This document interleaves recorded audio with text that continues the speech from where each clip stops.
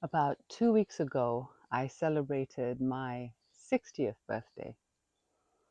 And I want to tell you about the day I stopped living with a dim flame inside. You see, somewhere between childhood and where you are right now, something happened to your inner flame. Maybe you felt it too. That spark you had as a child somehow got buried under responsibilities, disappointments, or just life.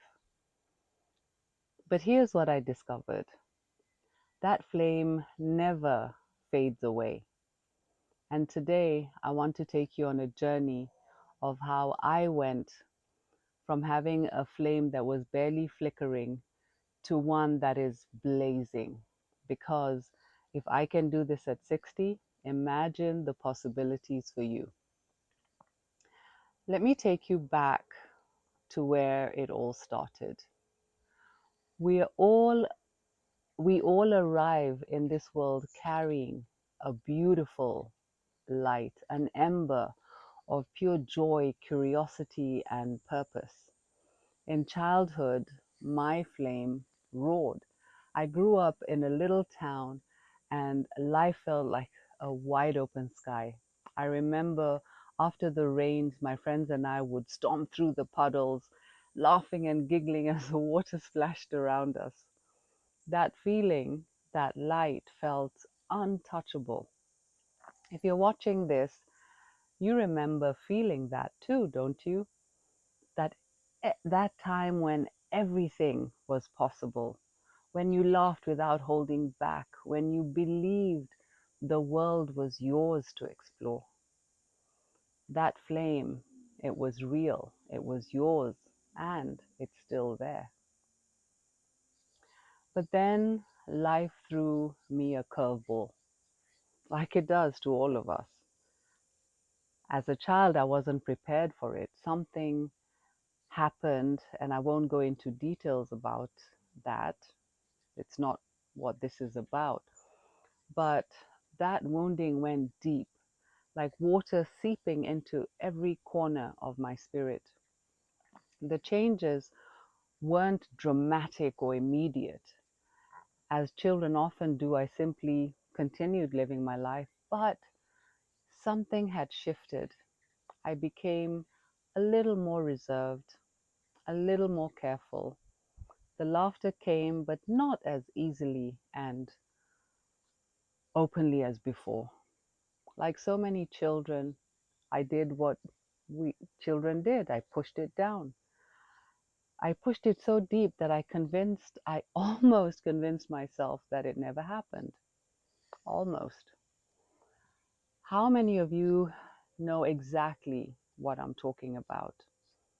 It didn't extinguish my fire completely, it dimmed it, quietly, subtly. My inner light, once so bright and free, was now flickering behind a protective wall I couldn't yet name or understand.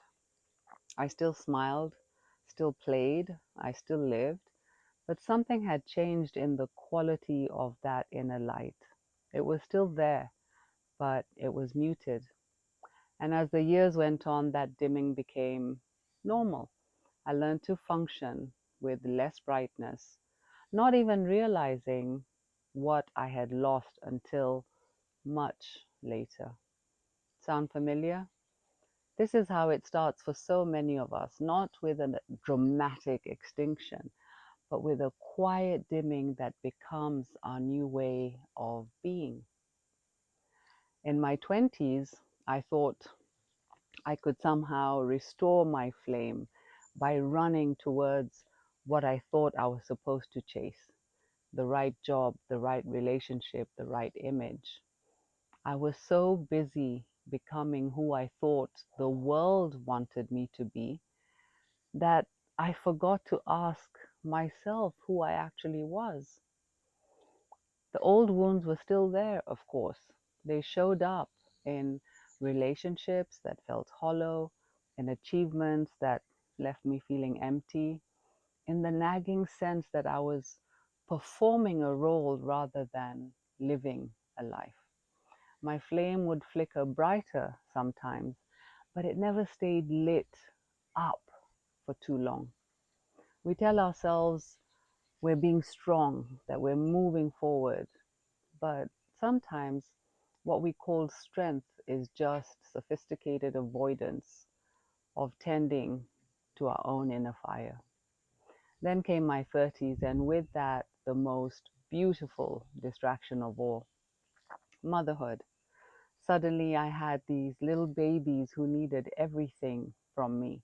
And for the first time in my adult life, I had a purpose that felt bigger than my own dimmed flame. Watching my children play so freely, feeling their arms wrapped around me, hearing their peaceful breath as they slept, those moments lit up my world. I threw myself into being the mother I thought they deserved. I put my career second. I was so busy nurturing everyone else's light that I forgot I still hadn't properly tended to my own. Or maybe I didn't forget. Maybe I was grateful to have the excuse not to look at it. Don't get me wrong. I love my children fiercely and completely, but I was loving them from a place where my own flame was still dimmed, giving from a well that had never been properly restored. I was a good mother, but I wasn't a whole mother. And our children always know. They may not understand what they're sensing, but they feel the places where our light isn't fully shining, where we're not fully ourselves. But I realized something crucial. I couldn't borrow their light forever. Their joy was theirs. I had to find my own flame again. By my 40s, the dimness had spread everywhere. In my marriage, my work, my relationships, with my own body. I was successful by outside measures, but I felt like I was living someone else's life. I had created a pattern where if life got too real, too close to the bone, I would find a new mask to wear, a new role to perfect. Wife, mother, professional, volunteer. I collected identities like layers of cloth over my flame, never realizing that each layer was just dimming my light even more. The depression wasn't being in a pit anymore. It was more like a heavy blanket that smothered my inner fire wherever I went. I could get things done, show up, perform, but my flame was barely visible. This sense that I was watching my life from outside myself.